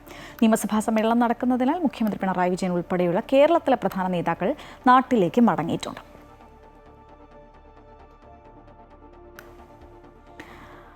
അടിയന്തര അറബ് ഇസ്ലാമിക ഉച്ചകോടി ഇന്ന് ദോഹയിൽ നടക്കും. ഹമാസ് നേതാക്കളെ ലക്ഷ്യമിട്ട് ഖത്തറിൽ ഇസ്രായേൽ നടത്തിയ വ്യോമാക്രമണത്തിന്റെ സാഹചര്യത്തിലാണ് ഈ ഒരു യോഗം നടക്കുന്നത്. അന്താരാഷ്ട്ര തലത്തിൽ ഇസ്രായേലിനെതിരെ ഒന്നിച്ചു നീങ്ങാൻ ലക്ഷ്യമിട്ടുള്ളതാകും പ്രമേയം. ഉച്ചകോടിക്ക് മുന്നോടിയായി അറബ് ഇസ്ലാമിക രാജ്യങ്ങളിലെ വിദേശകാര്യമന്ത്രിമാരുടെ യോഗം ഇന്നലെ ചേർന്നിരുന്നു. യോഗത്തിൽ അവതരിപ്പിച്ച ഇസ്രായേൽ ആക്രമണം സംബന്ധിച്ച കരട് പ്രമേയം ഇന്ന് നടക്കുന്ന ഉച്ചകോടിയിൽ ചർച്ച ചെയ്യും. ഇസ്രായേൽ ആക്രമണത്തിന് പിന്നാലെ GCC രാജ്യങ്ങൾ ഖത്തറിന് പൂർണ്ണ പിന്തുണ പ്രഖ്യാപിച്ചിരുന്നു. അടിയന്തര ഉച്ചകോടി നടക്കുന്നതിനാൽ പൊതുസുരക്ഷ ഉറപ്പുവരുത്തുന്നതിന്റെ ഭാഗമായി ഖത്തറിലെ സമുദ്ര ഗതാഗതം 2 ദിവസം താൽക്കാലികമായി നിരോധിച്ചിട്ടുണ്ട്. ഇനി വ്യത്യസ്തമായൊരു കുരുമുളക് കൃഷിയിലേക്കാണ്. കാർഷിക രംഗത്ത് പുതുമാതൃകകൾ സൃഷ്ടിക്കുകയാണ് ഇടുക്കി നെടുങ്കണ്ടം സ്വദേശിയും പോലീസ് ഉദ്യോഗസ്ഥനുമായ രാധാകൃഷ്ണൻ. തൊഴിലാളികളില്ലാതെ കൃഷി പരിപാലനവും വിളവെടുപ്പും സ്വയം ചെയ്യാമെന്നതാണ് ഇദ്ദേഹത്തിന്റെ കുരുമുളക് കൃഷിയുടെ പ്രധാന പ്രത്യേകത. കട്ടപ്പന ട്രാഫിക് പോലീസിലെ അഡീഷണൽ SI ആയ നെടുങ്കണ്ടം കല്ലാർ സ്വദേശി രാധാകൃഷ്ണൻ മണ്ണറിയുന്ന കർഷകൻ കൂടിയാണ്. ഔദ്യോഗിക ജീവിതത്തിന്റെ തിരക്കുകൾക്കിടയിൽ അല്പം ഒഴിവ് കിട്ടുമ്പോൾ ഇദ്ദേഹം കൃഷിയിടത്തിലേക്കെത്തും. കാർഷിക രംഗത്തെ നൂതന പരീക്ഷണങ്ങളുടെ വേദി കൂടിയാണ് ഇദ്ദേഹത്തിന്റെ കൃഷിയിടം. 40 സെന്റ് ഭൂമിയിലാണ് PVC പൈപ്പുകൾ താങ്ങുകാലാക്കി ഇദ്ദേഹം കുരുമുളക് കൃഷി ചെയ്തിരിക്കുന്നത്. പരമാവധി 8 അടി ഉയരത്തിൽ മുറിച്ച പൈപ്പുകൾ 1.5 അടി മണ്ണിൽ താഴ്ത്തി 5 അടി അകലത്തിൽ നാട്ടിയിരിക്കുന്നു. 400ഓളം ചെടികൾ ഇത്തരത്തിൽ പരിപാലിക്കുന്നുണ്ട്. ഒഴിവുകളിൽ ഡ്യൂട്ടി സമയത്ത് റെസ്റ്റൊക്കെ കിട്ടുമ്പോൾ ചെയ്യുന്ന ഒഴിവുകൾ കിട്ടുന്നതാണ്. ഈ സമയത്താണ് ഈ കുരുമുളക് കൃഷിയും മറ്റനുബന്ധ കൃഷികളൊക്കെ ചെയ്യുന്നത്. വൈഫും പോലീസിലാണ്, വണ്ടമണി സ്റ്റേഷനിലെ ASI-യാണ്. ഇത് വൈഫും ഞാനും കൂടിയാണ് 99% പണികളെല്ലാം ചെയ്യുന്നത്. വൈഫ് നടാനുമൊക്കെ സഹായിക്കുന്നുണ്ട്. പണിക്കാരെ ആരെയും നിർത്താറില്ല. തൊഴിലാളികളില്ലാതെ കൃഷി പരിപാലനവും വിളവെടുപ്പും സ്വയം ചെയ്യാമെന്നതാണ് ഈ രീതിയുടെ പ്രധാന പ്രത്യേകത. കുരുമുളക് കൂടാതെ കാപ്പിയും ഏലവും വിവിധയിനം ഫലവൃക്ഷങ്ങളും മീൻ വളർത്തലും എല്ലാം അടങ്ങിയ സമ്മിശ്ര കൃഷിരീതിയാണ് രാധാകൃഷ്ണൻ പിന്തുടരുന്നത്. ഭാര്യ ശ്രീകലയും പോലീസിലാണ്. വണ്ടൻമേടി സ്റ്റേഷനിലെ ASI-യാണ് ഇവർ. ഒഴിവ് സമയങ്ങളിൽ ഈ പോലീസ് ദമ്പതികൾ ചിലവിടുന്നത് കൃഷിയിടത്തിലാണ്. നൂതന കൃഷിരീതികൾ പരീക്ഷിക്കുന്നതിനൊപ്പം അറിവുകൾ കർഷകർക്ക് പകർന്നു നൽകാനും ഈ പോലീസുകാരൻ ഔദ്യോഗിക ജീവിതത്തിന്റെ തിരക്കുകൾക്കിടയിലും സമയം കണ്ടെത്തുന്നു. MC Boban, Amrita news, Idukki. നിങ്ങൾ ഏത് പ്രായത്തിലുള്ളവരുമാകട്ടെ, പ്രവർത്തനം ഏത് മേഖലയിലുമാകട്ടെ, കഴിവുണ്ടെങ്കിൽ ജീവിത വിജയം നേടാൻ കഴിയാതെ പോകുന്നുണ്ടോ? നിങ്ങൾക്ക് വേണ്ടി ഗുഡ് മോർണിംഗ് കേരളത്തിൽ അമൃത ന്യൂസ് ഒരുക്കുന്ന പുതിയ സെഗ്മെന്റാണ് ദി ഗെയിം ചേഞ്ചർ. പ്രശസ്ത ക്രിക്കറ്റ് കമന്റേറ്ററും സ്പോർട്സ് ബ്രോഡ്കാസ്റ്ററും കോളമിസ്റ്റും മോട്ടിവേഷണൽ സ്പീക്കറും മൃദംഗ വിദ്വാനുമായ ശ്രീദത്ത് S. പിള്ളയാണ് ഗെയിം ചേഞ്ചറിന്റെ അവതാരകൻ. നമ്മളിൽ പലരും ഒരു കാര്യം ചെയ്താൽ അത് മാത്രം ചെയ്തുകൊണ്ടിരിക്കുന്നവരാണ്.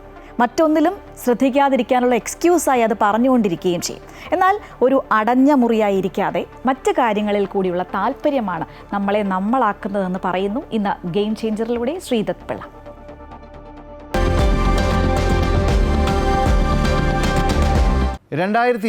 December 15 എന്നൊരു ഡേറ്റ് എന്നെ സംബന്ധിച്ചിടത്തോളം ഐ എം ഷുവർ ഒരുപാട് മ്യൂസിക് ലവേഴ്സിന് വളരെ വിഷമമുണ്ടാക്കിയ ദിവസമാണ്. അതായത് ഉസ്താദ് സാക്കിർ ഹുസൈൻ മരിച്ച ദിവസം.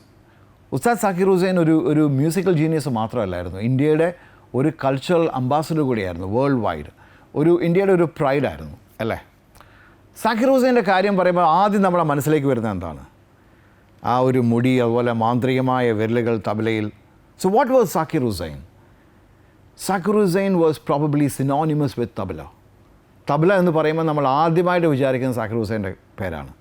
അത് ഈ ബാസ്കറ്റ്ബോളിൻ്റെ കാര്യം ചിന്തിക്കുമ്പോൾ ഒരുപാട് പ്ലെയേഴ്സ് ഉണ്ടായിട്ടുണ്ട്, ഗ്രേറ്റ് പ്ലെയേഴ്സ് ഉണ്ടായിട്ടുണ്ട്. പക്ഷേ നമ്മൾ ആദ്യം ചിന്തിക്കുന്ന ആളുടെ കാര്യമാണ് മൈക്കൽ ജോർഡൻ ആയിരിക്കും. അതുപോലെ ലെജൻഡറി ബോക്സേഴ്സ് ഒരുപാട് ഉണ്ടായിട്ടുണ്ട്, പക്ഷേ മുഹമ്മദ് അലിയുടെ കാര്യമാണ് നമ്മൾ ആദ്യം ചിന്തിക്കുക. അതുപോലെ ക്രിക്കറ്റേഴ്സ് ഒരുപാട് ലെജൻഡറി ക്രിക്കറ്റേഴ്സ് ഉണ്ട്, പക്ഷേ ഒരു ബ്രാഡ്മനോ ടെണ്ടുൽക്കറിനെ പറ്റിയായിരിക്കും നമ്മൾ ആദ്യം വിചാരിക്കുക. Iconic figures they are. അതുപോലെയാണ് Ustad Zakir Hussain. But personally when I think about it, when I look at it, he was much more than a musician. He was much more than a tabla player. ഇപ്പോൾ അദ്ദേഹം തന്നെ പറഞ്ഞൊരു കാര്യമുണ്ട് ഇൻ്റർവ്യൂവിൽ, there are at least 10 to 15 tabla players who are as good as I am. And on their given day, they are better than me. അതായത് എന്നേക്കാൾ നല്ല ഒരു, അല്ല എന്നെപ്പോലെ തന്നെ വായിക്കുന്ന ഒരു 10-15 തബ്ല ആർട്ടിസ്റ്റുകളുണ്ട്. അവരുടേതായ ദിനങ്ങളിൽ എന്നേക്കാൾ ബെറ്ററാണ് അവർ. But then why Zakir Hussain? എനിക്ക് തോന്നുന്നത് അദ്ദേഹത്തിൻ്റെ തബലയിലുള്ള ആ ഒരു പ്രാവീണ്യം അല്ലെങ്കിൽ എക്സ്പെർട്ടീസ് മാത്രമായിരുന്നില്ല, അദ്ദേഹത്തിൻ്റെ ഒരു പേഴ്സണാലിറ്റി തന്നെ അങ്ങനെ ആയിരുന്നു. He was such A great personality. അത് അദ്ദേഹത്തിൻ്റെ ജീവിതത്തിലുള്ളൊരു വീക്ഷണം, ഹിസ് ഇൻസൈറ്റ്ഫുൾ വേർഡ്സ്, അതുപോലെ തന്നെ അദ്ദേഹത്തിന് പല കാര്യങ്ങളുള്ള അറിവ്, പല മേഖലയിലുള്ള ആൾക്കാരുമായിട്ടുള്ള അദ്ദേഹത്തിൻ്റെ സൗഹൃദം, ഹിസ് കമ്മ്യൂണിക്കേഷൻ സ്കിൽസ്, അദ്ദേഹം സംസാരിക്കുന്ന രീതി. വേറൊന്നും വേണ്ട, ഗൂഗിളിൻ്റെ ഹെഡ് ക്വാർട്ടേഴ്സിൽ അദ്ദേഹം US ഒരു ഇൻ്റർവ്യൂ ഉണ്ടായിരുന്നു, അവിടെ നടന്നൊരു ഇൻ്റർവ്യൂ. ആ ഇൻ്റർവ്യൂവിൽ അദ്ദേഹം സംസാരിക്കുന്ന കേട്ടാൽ മതി, it's so beautiful. I think his personality was as impressive as his tabla playing. ഞാൻ പറഞ്ഞു വരുന്നൊരു പോയിൻ്റ് എന്താണെന്ന് ചോദിച്ചാൽ, നമ്മളിൽ പലരും എന്തെങ്കിലും ഒരു കാര്യം ചെയ്യുവാണെങ്കിൽ ആ കാര്യം മാത്രമേ ചെയ്യുള്ളൂ. അതൊരു എക്സ്ക്യൂസാണ്, നമുക്ക് ലോകത്ത് വേറൊന്നും അറിയണ്ടെന്നൊരു എക്സ്ക്യൂസാണ്. ശരിയല്ല ഞാൻ പറയുന്നത്? പല സംഗീതജ്ഞരും സംഗീതത്തെപ്പറ്റി മാത്രമേ അവർക്ക് അറിയുള്ളൂ. ഞാൻ കുറ്റം പറയുന്നതല്ല, അല്ലെങ്കിൽ വേറൊരു പ്രൊഫഷനിൽ ഇരിക്കുകയാണ്, അത് മാത്രമേ, അങ്ങനെ നിർബന്ധമൊന്നുമില്ല. സാക്കിർ ഹുസൈൻ്റെ ഒരു ലൈഫ് അല്ലെങ്കിൽ അദ്ദേഹത്തിൻ്റെ എയർലി ലൈഫ് എടുത്ത് നോക്കിക്കഴിഞ്ഞാൽ, രാവിലെ 3 മണിക്ക് അദ്ദേഹത്തിൻ്റെ അച്ഛൻ ഉസ്താദ് അലാറക്ക വിളിച്ചുണർത്തുമായിരുന്നു. 3 മണി മുതൽ 6 മണി വരെ റിയാസ്, സാധകം, പ്രാക്ടീസ്, അത് കഴിഞ്ഞ് മദ്രസ, അത് കഴിഞ്ഞ് സ്കൂൾ. ഇങ്ങനായിരുന്നു ഒരു ഷെഡ്യൂൾ ആസ് എ കിഡ്. അതിന് ശേഷം മ്യൂസിക് ഫുൾ ടൈം എടുത്തതിന് ശേഷം പറഞ്ഞു കേട്ടിരിക്കുന്ന 8, 10, 12, ചിലപ്പോൾ 16 മണിക്കൂറുകൾ വരെ പ്രാക്ടീസ് ചെയ്യുന്നുണ്ടായിരുന്നു. അങ്ങനെ സംഗീതത്തിൽ മുഴുകി ജീവിച്ച് അതുപോലെ പ്രാക്ടീസ് ചെയ്തുകൊണ്ടിരുന്നൊരു മനുഷ്യന് എങ്ങനെ ബാക്കി കാര്യങ്ങൾ അറിയാൻ ഇത്ര സമയം കിട്ടി? He had the time to read. He had the time to know the world. He had the time to build his communication skills. He had the time to build his overall personality. അപ്പം നമ്മുടെ excuse എന്താണ്? ശരിയല്ല ഞാൻ പറയുന്നത്? ഇത് കേട്ടുകൊണ്ടിരിക്കുന്ന ആർക്കെങ്കിലും ഒരു അട്രാക്റ്റീവ് പേഴ്സണാലിറ്റി ആവേണ്ടെന്നുണ്ടോ? We all want to attract people towards us in a positive way. ശരിയല്ല ഞാൻ പറയുന്നത്? So what makes us interesting? What makes you interesting are your interests. നമ്മുടെ താല്പര്യങ്ങളാണ് നമ്മളെ ഇൻട്രസ്റ്റിംഗ് ആക്കുന്നത്. അതുകൊണ്ട് നമ്മളൊരു അടഞ്ഞ മുറിയായിട്ടിരിക്കേണ്ട കാര്യമില്ല. We don't have to be a close book. നമുക്ക് എന്തൊക്കെ നമുക്ക് നല്ലതെന്ന് തോന്നുന്നു അതിനെയൊക്കെ നമുക്ക് ജീവിതത്തിലേക്ക് സ്വാഗതം ചെയ്യാം. We don't have to put bridles. നമ്മൾ കുതിരയല്ല ഒരു ബ്രൈഡൽ ഇട്ടോടാൻ. നമുക്ക് we can widen our horizons. നമുക്ക് കൂടുതൽ വായിക്കാം, നമ്മൾ കൂടുതൽ ആൾക്കാരെ പരിചയപ്പെടാം, നമുക്ക് കൂടുതൽ ഹോബീസ് ഉണ്ടാക്കാം. Let us learn and let us know as much as we can. ഒതുങ്ങി നിൽക്കേണ്ട കാര്യമില്ല. And let us be Zakir Hussains in our own ways. Good luck. നാളെ കാണാം.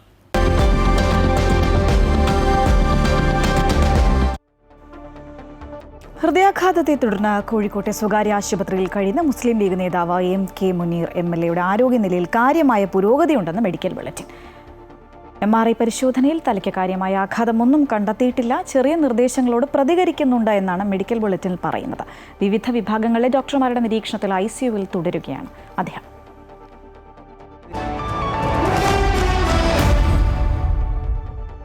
ഇനി വിപണി വിശേഷങ്ങളാണ്. വിപണി വിലയിരുത്തലുമായി ധനകാര്യ ഓഹരി വിദഗ്ധൻ K ദിലീപ് ചേരുകയാണ്. Shri Dileep, good morning. കേരളത്തിലേക്ക് സ്വാഗതം. ഇന്നിപ്പോൾ പുതിയൊരു വാരത്തിന് തുടക്കമായിരിക്കുകയാണ്. ഇന്ന് വിപണിയിൽ എന്ത് പ്രതീക്ഷിക്കാം? ഇന്നും നേട്ടത്തിൽ തന്നെയായിരിക്കും വ്യാപാരം തുടങ്ങുക. കഴിഞ്ഞ കുറച്ച് ദിവസങ്ങളായി വിപണിയിൽ തുടരുന്ന നിക്ഷേപ താല്പര്യം തുടർന്നേക്കുമെന്ന് തന്നെയാണ് കരുതുന്നത്. ആഗോള സാഹചര്യങ്ങൾ വളരെ മികച്ച രീതിയിൽ പുരോഗമിക്കുന്നു. ആഗോള വിപണികളിൽ US വിപണികളിലും യൂറോപ്യൻ വിപണികളിലും നല്ല രീതിയിൽ നേട്ടത്തിൽ വ്യാപാരം പുരോഗമിക്കുന്നു. പല വിപണികളിലും ഉയർന്ന നിലവാരത്തിൽ തന്നെ നിലനിൽക്കുന്നതും ഒരു പ്രധാന ഘടകം തന്നെയാണ്. ആഭ്യന്തര ഘടകങ്ങളും വിപണിക്ക് അനുകൂലം തന്നെയാണ്. വിദേശ നിക്ഷേപ സ്ഥാപനങ്ങളുടെ വിൽപ്പനയുടെ തോത് കുറഞ്ഞതും വിപണിയുടെ മുന്നോട്ട് നയിക്കുന്നതിൽ പ്രധാന ഘടകമായി പ്രവർത്തിക്കുന്നുണ്ട്. കഴിഞ്ഞ പല ദിവസങ്ങളിലും വിദേശ നിക്ഷേപ സ്ഥാപനങ്ങളുടെ വിൽപ്പനയുടെ തോത് ഗണ്യമായി കുറഞ്ഞതും ഒപ്പം തന്നെ അവർ ചില ദിവസങ്ങളിലെങ്കിലും മറ്റ് നിക്ഷേപകരായതും വിപണി മുന്നോട്ട് നീങ്ങുമെന്നുള്ള പ്രതീക്ഷ നൽകുന്നതാണ്. ഒട്ടുമിക്ക മേഖലകളിലും ഒരു നിക്ഷേപ താല്പര്യം പ്രകടമാണ്. പ്രത്യേകിച്ചും ബാങ്കിങ് ആൻഡ് ഫിനാൻഷ്യൽ മേഖലയിലും ഓട്ടോ മേഖലയിലും IT മേഖലയിലും എല്ലാം അതിൻ്റെ ഒരു താല്പര്യമുണ്ടായിട്ടുമുണ്ട്. ആ ഒരു ഈ നില തുടരുകയാണെങ്കിൽ തീർച്ചയായും അത് അടുത്ത നിലവാരത്തിലേക്ക് വിപണി എത്തിക്കുന്നതിന് പ്രേരകമായി പ്രവർത്തിക്കുകയും ചെയ്യും. ഇപ്പോഴത്തെ സാഹചര്യത്തിൽ മുൻനിര സൂചികയായ നിഫ്റ്റിക്ക് 25,150 എന്നുള്ള നിലവാരമാണ് പ്രധാനം. ആ ഒരു നിലവാരം ഭേദിച്ച് വ്യാപാരം തുടരുന്ന ഒരു സാഹചര്യത്തിൽ മുന്നോട്ട് നീങ്ങാനുള്ള സാധ്യതകളുമുണ്ട്. ഇപ്പോൾ US നിന്നും പ്രത്യേകിച്ചും താരിഫുമായി ബന്ധപ്പെട്ട ഏതെങ്കിലും തരത്തിലുള്ള ഒരു പ്രതികൂലമായ വാർത്തകളോ ഘടകങ്ങളോ ഉണ്ടാവുകയാണെങ്കിൽ മാത്രമേ ഏതെങ്കിലും തരത്തിൽ വിപണിയെ സ്വാധീനിക്കേണ്ടതുള്ളൂ. അതും ഹ്രസ്വകാലത്തേക്ക് മാത്രം എന്ന് കരുതിയാൽ മതി. എന്നാൽ ഇനിയുള്ള വിപണിയുടെ ഉയർച്ചയിൽ ഒരുപക്ഷെ നിക്ഷേപകർ ലാഭമെടുക്കാനുള്ള സാധ്യതയുണ്ട്. ആ ഒരു സാധ്യത ഉണ്ടാവുകയാണെങ്കിൽ തീർച്ചയായും ആ ഒരു അവസരം ഒരു നിക്ഷേപിക്കാനുള്ള ഒരു സാധ്യതയായി മാത്രം കണ്ടാൽ മതി. അപ്പോൾ ഇനിയുള്ള ഉയർച്ചയിൽ വിൽപ്പന ഉണ്ടാവുകയാണെങ്കിൽ ആ ഒരു ഓരോ വിൽപ്പനയും നിക്ഷേപ അവസരം തന്നെയായിരിക്കും. എന്തായാലും ഇന്നും നേട്ടത്തിൽ തന്നെയായിരിക്കും വ്യാപാരം തുടങ്ങുക. വേറൊരു പ്രധാനപ്പെട്ട കാര്യം ഇന്ത്യയുടെ വിപണിയിലെ ഏറ്റക്കുറച്ചുകളെ സൂചിപ്പിക്കുന്ന ഇന്ത്യ വിക്സ് സൂചിക ചരിത്രത്തിൽ തന്നെ ഏറ്റവും താഴ്ന്ന നിലവാരത്തിലേക്ക് നീങ്ങുകയാണ്. ഇത് കാണിക്കുന്നതും വിപണിയെ സംബന്ധിച്ചുള്ള ആശങ്ക വിപണിയിലെ ഇടിവിനെ സംബന്ധിച്ചുള്ള ആശങ്ക കുറഞ്ഞു എന്നുള്ളത് തന്നെയാണ് കാണിക്കുന്നത്. ഈ ഘടകങ്ങളെല്ലാം പരിശോധിക്കുമ്പോൾ ഈ ഒരാഴ്ചയും വിപണിയിൽ നേട്ടം തുറന്നേക്കുമെന്ന് തന്നെയാണ് കരുതുന്നത്. നന്ദി ശ്രീധലി. കൊല്ലം മാതാ അമൃതാനന്ദമയി മഠത്തിൽ ശ്രീകൃഷ്ണ ജയന്തി വിപുലമായി ആഘോഷിച്ചു. ദിവസം മുഴുവൻ നീണ്ടുനിന്ന ആഘോഷത്തിൽ വിദേശികൾ ഉൾപ്പെടെയുള്ള ആയിരക്കണക്കിന് ഭക്തരാണ് പങ്കെടുത്തത്. പുലർച്ചെ 5 മണിക്ക് മഹാഗണപതി ഹോമത്തോടുകൂടി ആഘോഷ പരിപാടികൾക്ക് തുടക്കമായി. ആഘോഷത്തോടനുബന്ധിച്ച് ഗോപൂജ, വർണ്ണശബളമായ ഘോഷയാത്ര, ബാലഗോപാല പൂജ, ഉറിയടി, ഭജന, വിശ്വശാന്തി പ്രാർത്ഥന, കുട്ടികളുടെ കലാപരിപാടികൾ എന്നിവയും നടന്നു. ബാലഗോപാല പൂജയ്ക്ക് ശേഷം സദ്ഗുരു ശ്രീമാതാ അമൃതാനന്ദമയി ദേവി ജന്മാഷ്ടമി സന്ദേശം നൽകി.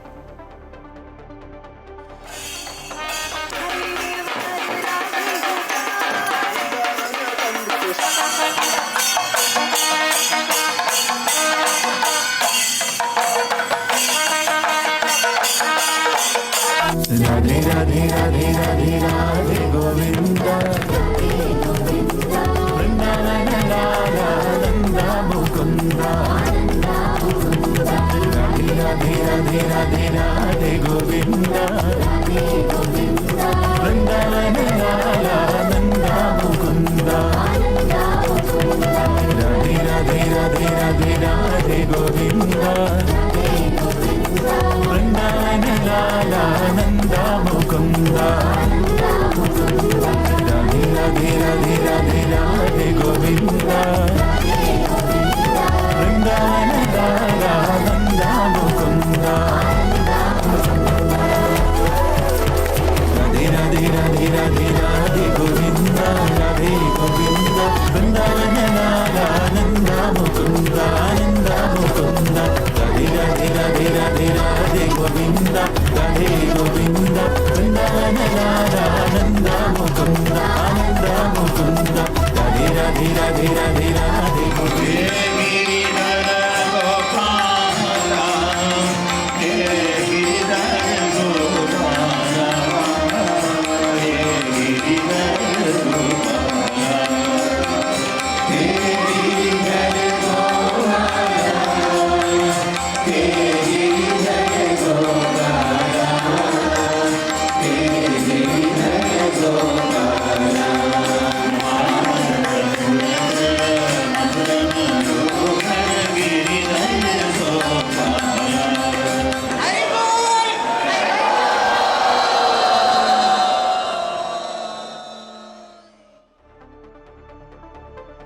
ഹൃദയങ്ങളിൽ രാഗദ്വേഷങ്ങളും ആസക്തിയും അസൂയയും ക്രാമക്രോധങ്ങളും ഉണരുമ്പോൾ അവിടെ ധർമ്മവും ശാന്തിയും പുനഃസ്ഥാപിക്കുവാൻ നമ്മൾ ഭഗവാനെ നമ്മുടെ ഹൃദയങ്ങളിലേക്ക് ക്ഷണിക്കണമെന്നും ഭഗവാന്റെ ജീവിതവും സന്ദേശവും നമുക്ക് പ്രചോദനമായും വഴികാട്ടിയായും തീരണമെന്നും അമ്മ സന്ദേശത്തിലൂടെ ഓർമ്മപ്പെടുത്തി. ലോക ആധ്യാത്മിക സാംസ്കാരിക മണ്ഡലത്തിലെ നിറവാർന്ന സാന്നിധ്യമാണ് ശ്രീകൃഷ്ണ ഭഗവാൻ എന്ന് സദ്ഗുരു ശ്രീമാതാ അമൃതാനന്ദമയി ദേവി. സംതൃപ്തിയും സന്തോഷവും നിറഞ്ഞതും ജീവിതത്തിൻ്റെ ആത്യന്തിക ലക്ഷ്യത്തിലേക്ക് നയിക്കുന്നതുമായ ഒരു ജീവിത മാർഗമാണ് ശ്രീകൃഷ്ണ ഭഗവാൻ ലോകത്തിന് ഉപദേശിച്ചത്. അവിടുത്തെ ജീവിതവും സന്ദേശവും നമുക്ക് പ്രചോദനമായും വഴികാട്ടിയായും തീരട്ടെ എന്ന് അമ്മ ജന്മാഷ്ടമി ദിന സന്ദേശത്തിൽ പറഞ്ഞു. ആധ്യാത്മിക സാംസ്കാരിക മണ്ഡലത്തിലെ നിറവാർന്ന സാന്നിധ്യമാണ് ശ്രീകൃഷ്ണ ഭഗവാൻ. സദാ കർമ്മനിരതമായ ജീവിതം, സദാ പ്രസാദമധുരമായ ഭാവം, സമ്പൂർണമായ നിസ്സംഗത, ജീവിതത്തിന്റെ സമസ്ത മേഖലയിലുമുള്ള ജനങ്ങൾക്ക് അനുയോജ്യമായ ഉപദേശങ്ങൾ എന്നിവ അവിടുത്തെ ജീവിതത്തിന്റെ പ്രത്യേകതകളാണ്. സംതൃപ്തിയും സന്തോഷം നിറഞ്ഞതും ജീവിതത്തിന്റെ ആധ്യാത്മിക ലക്ഷ്യത്തിലേക്ക് നയിക്കുന്നതുമായ ഒരു ജീവിതമാണ് ശ്രീകൃഷ്ണ ഭഗവാൻ ലോകത്തിന് ഉപദേശിച്ചത്. അവിടുത്തെ ജീവിതവും സന്ദേശം നമുക്ക് പ്രചോദനമായി ഒരു വഴികാട്ടിയായി തീരട്ടെ. എപ്പോഴൊക്കെ ധർമ്മം ക്ഷയിക്കുമോ അപ്പോഴൊക്കെ ഞാൻ അവതരിക്കുമെന്ന് ഭഗവാൻ പറഞ്ഞിട്ടുണ്ട്. എന്നാൽ ബാഹ്യലോകത്തിൽ ധർമ്മം ക്ഷയിക്കുന്നതിന് മുമ്പ് വ്യക്തി മനസ്സിലുകളിലാണ് അത് ആദ്യം സംഭവിക്കുന്നത്. എപ്പോഴും നമ്മുടെ ഹൃദയങ്ങളിൽ രാഗദോഷങ്ങളും ആസക്തിയും അസൂയയും കാമക്രോധവും ഉണരുന്നത്, അപ്പോഴവിടെ ധർമ്മവും ശാന്തിയും പുനഃസ്ഥാപിക്കാൻ നമ്മൾ ഭഗവാനെ നമ്മുടെ ഹൃദയങ്ങളിലേക്ക് ക്ഷണിക്കണം. നമ്മുടെ ശരീര മനസ്സുള്ളാകുന്ന രഥത്തിന്റെ കടിഞ്ഞാൽ ഭഗവാന്റെ കയ്യിൽ ഏൽപ്പിക്കണം. അപ്പോൾ ഭഗവാൻ നമ്മുടെ ഹൃദയങ്ങളിൽ അവതരിച്ച് വിവേകവും ശാന്തിയും എല്ലാം വീണ്ടെടുക്കും. അതിനാൽ നമ്മുടെ ശ്രീകൃഷ്ണ ജയന്തി ആഘോഷങ്ങളിൽ മാത്രം ഒതുങ്ങാതെ നമ്മുടെ ഹൃദയങ്ങളിലുള്ള ഭഗവാന്റെ തിരു അവതാരമാകട്ടെ. കളയുടെ പഴങ്ങളുടെ മേൽ ഭഗവാൻ ആനന്ദ നൃത്തമാടിയതുപോലെ നമുക്ക് നമ്മുടെ ഉള്ളിലെ വായുശോകമേഘങ്ങളുടെ മേൽ നൃത്തമാടാം. കണ്ണൻ തൈരകുടങ്ങൾ ഉടച്ചതുപോലെ നമുക്ക് നമ്മുടെ അഹങ്കാരത്തെ കുടങ്ങളെ വിവേകത്തിന് ശക്തി കൊണ്ട് ഉടയ്ക്കാം. സാധനയുടെയും സേവനത്തിന്റെയും തൈരിൽ നിന്ന് പരമഭക്തിയുടെ വെണ്ണ കടഞ്ഞെടുക്കുക. അങ്ങനെ ഗോപികളെ പോലെ പരാഭക്തി ഉള്ളിൽ ഉണർത്താം. അനുകൃപ എല്ലാ മക്കളെ അനുഗ്രഹിക്കട്ടെ. നൂറുകണക്കിന് രോഗികൾക്ക് തുണയായി ചെരുപ്പ് തുന്നി നൽകി ശ്രദ്ധേയരാവുകയാണ് കൊച്ചിക്കാരായ ജോസിയും ബെന്നിയും. പാദങ്ങൾക്ക് പ്രശ്നമുള്ള രോഗികൾക്ക് ആവശ്യാനുസരണം ചെരുപ്പുകൾ എത്തിച്ച് നൽകുകയാണ് ഈ സഹോദരങ്ങൾ. നിരവധി പേരാണ് ഇവരിൽ നിന്ന് ചെരുപ്പ് വാങ്ങുന്നത്.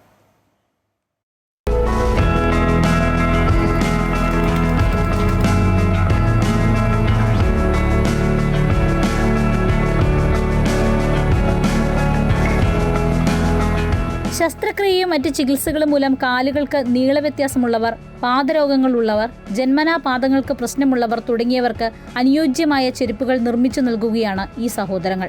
ഡോക്ടർമാരും സർജിക്കൽ ഉപകരണങ്ങളുടെ വിതരണക്കാരും വഴിയാണ് രോഗികൾക്ക് ആവശ്യമായ ചെരുപ്പുകൾ പ്രത്യേകമായി നിർമ്മിച്ചു നൽകുന്നത്. ചെരുപ്പ് നിർമ്മാണ തൊഴിലാളിയായിരുന്നു ജോസിയുടെയും ബെന്നിയുടെയും സഹോദരി ഭർത്താവ്. അദ്ദേഹത്തിന്റെ വൈറ്റിലയിലെ ചെരുപ്പ് നിർമ്മാണ യൂണിറ്റിൽ സഹായിയായി എത്തിയതോടെയാണ് ജോസി ഈ രംഗത്തേക്ക് എത്തിയത്. തുടർന്ന് റിജോയ്സ് എന്ന പേരിൽ സ്വന്തമായി യൂണിറ്റ് തുടങ്ങി. ബെന്നിയും ഒപ്പം കൂടി. പിന്നാലെ ഒന്നിലധികം യൂണിറ്റുകൾ തുറന്നു. എന്നാൽ കഥ മാറി. ഞങ്ങൾ ഈ ഫീൽഡിലേക്ക് വന്നിട്ട് 45 വർഷത്തോളമായി. ആദ്യ കാലഘട്ടങ്ങളിൽ ഞങ്ങൾ ലെതറിലൊക്കെ ആയിരുന്നു ചെരുപ്പുകൾ ഉണ്ടാക്കിയിരുന്നത്. പിന്നീട് അത് റഷ്യൻ ഫാൻസി ഐറ്റം 3-4 പണിക്കാരൊക്കെ വെച്ചിട്ടായിരുന്നു ഇത് ചെയ്തിരുന്നത് വെച്ചത്. വടക്കിൻ്റെ നിന്ന് ഹിന്ദിക്കാരൊക്കെ ഈ ഫീൽഡിലേക്ക് വന്ന് എറണാകുളം മാർക്കറ്റ് കംപ്ലീറ്റ് അവരുടെ കയ്യിലായി. കാരണം അവർ ചീപ്പായിട്ട് ചെരുപ്പുകളൊക്കെ ഇറക്കാൻ തുടങ്ങി. ഞങ്ങൾ ഈ സർജിക്കലിലേക്ക് മാറി. പത്തിക്കാലുള്ളവർക്ക്, അതായത് ഓർത്തോ ഡോക്ടർമാരാണ് അവർക്ക് സജഷൻ ചെയ്യുന്നത്. പത്തിക്കാലുള്ളവർക്ക് അത് ഇതിങ്ങനെ ആർച്ച് നമ്മുടെ ഈ സൈഡിൽ ഇത് ഇങ്ങനെ വെച്ച് കൊടുത്താലേ ആ പേഷ്യൻസിന്. പിന്നെ ഈ ഡയബറ്റിക് പേഷ്യൻറ്റിന് നമ്മൾ സോഫ്റ്റ് ആയിട്ടുള്ള ചെരുപ്പുകളുണ്ടാക്കും. ഉപ്പൂറ്റി വേദന, നമ്മുടെ ആണി രോഗങ്ങളുള്ളവർക്ക്, അങ്ങനെയുള്ളവർക്ക്. ഡോക്ടർമാരുടെ നിർദ്ദേശപ്രകാരം രോഗികൾക്ക് പാദരക്ഷ നൽകുന്നതിൽ പുതിയൊരു സാധ്യത ജോസി കണ്ടെത്തുകയായിരുന്നു. അത് കസ്റ്റമറുടെ ഒരു മോഡൽ പോലെ ഇരിക്കും അതിൻ്റെ ടൈമിങ് ശരിക്കും. പിന്നെ ഈ അലർജിയൊക്കെ ഉണ്ടാവില്ല, ത്വക്ക് അലർജി ആകുമ്പോൾ ലെതറൊക്കെ തന്നെ യൂസ് ചെയ്യാൻ പറയുമ്പോൾ ലെതറിൽ വരും. ഞങ്ങൾ പേരൊന്നും ഇട്ടിട്ടില്ല ശരിക്കും പറഞ്ഞാൽ. ഇതൊരു കുടിൽ വ്യവസായം പോലെ ആൾക്കാർക്ക് താല്പര്യമുള്ള രീതി ചെയ്തു കൊടുക്കുന്നതേ ഉള്ളൂ. സാധാരണ ആൾക്കാരെ എല്ലാവരോടും നമ്മുടെ ഒരു പണിക്കാശ് അത്ര മേടിക്കാറില്ല. മൈക്രോ സെല്ലുലാർ റബ്ബർ അഥവാ MCR, മൈക്രോ സെല്ലുലാർ പോളിമർ അഥവാ MCP എന്നിവ കൊണ്ടാണ് ചെരുപ്പ് നിർമ്മാണം. ഡോക്ടർ എന്നോട് പറഞ്ഞായിരുന്നു ഇങ്ങനെ ഒരു ചെരുപ്പ് ഉണ്ടാകുന്ന സ്ഥലമുണ്ട്, അപ്പോൾ അവിടെ പോയിട്ട് MCRൻ്റെ ആർച്ച് വെച്ച ചെരുപ്പ് മേടിക്കണം. അപ്പോൾ എൻ്റെ കാലിന് ഇത്തിരി വേദനയുണ്ട്. അപ്പോൾ അതിന് വേണ്ടിയാണ് ഞാനിപ്പോൾ ഇന്നിവിടെ വന്നത്. അപ്പോൾ പുള്ളി അത് പറഞ്ഞപ്പോൾ പുള്ളി അത് ശരിയാക്കി തരാമെന്ന് പറഞ്ഞിട്ടുണ്ട്. പുറത്ത് ഞാൻ അന്വേഷിച്ചിരുന്നു, അപ്പോൾ അത് കടകളിലൊന്നും കിട്ടില്ല. അപ്പോൾ ഇത് ഹാൻഡ് മെയ്ഡ് ഉണ്ടാക്കുന്ന സ്ഥലങ്ങളിലേ കിട്ടുള്ളൂ എന്നാണ് അറിഞ്ഞത്. പാലാരിവട്ടത്തെ വീട്ടിൽ യന്ത്രസഹായമില്ലാതെയാണ് ചെരുപ്പുകൾ നിർമ്മിക്കുന്നത്. പ്രതിസന്ധികൾ പലതുണ്ടായെങ്കിലും കഠിനാധ്വാനത്തിലൂടെ വിജയം കൊയ്യുകയാണ് ജോസിയും ബെന്നിയും. അമൃത ന്യൂസ്, കൊച്ചി.